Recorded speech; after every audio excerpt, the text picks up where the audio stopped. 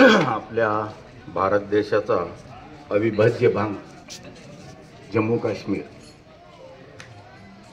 आणि गेले 3-4 दिवसापासून पूर्ण जगामध्ये जे काही श्रीनगरमध्ये घडलं ते सर्व जगाला माहीत झालेलं आहे, आपणा सर्वांनाही माहीत आहे। यापूर्वी सुद्धा आतंकवाद्यांनी फौजी कॅम्पवर आणि हल्ला केला होता दहशतवाद्यांनी। त्याच ठीक पद्धतीने जे काही पर्यटक गेले होते ते अतिशय कुठलीही त्यांच्या डोक्यामध्ये ती विचारसरणी नव्हती की काय होईल, ते आनंद घेत होते। कोणी रील काढत होतं, कोणी त्या काश्मीरचं खरं तर आनंद लुटत होतं। मी स्वतः 8 वर्ष त्या ठिकाणी होतो। अतिशय आपण म्हणतो काश्मीर पण स्वर्गच येतो।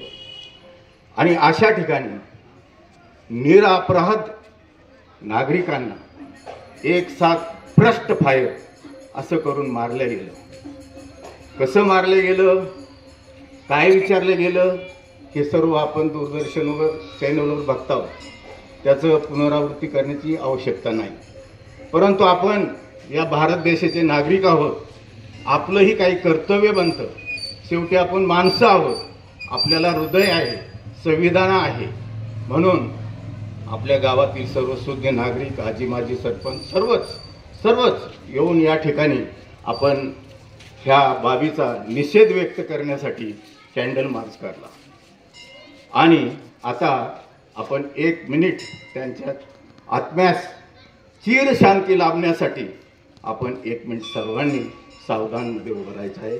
सर्वांचे कांगोनी गावातील माजी सैनिकाच्या वतीने, त्याचप्रमाणे ग्रामपंचायत सर्व उपस्थितांना धन्यवाद देतो। आणि यानंतर पुन्हा एकदा त्यांच्या आत्म्यात चिर शांती लाभो।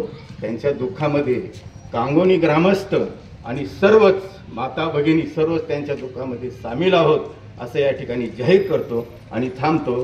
धन्यवाद।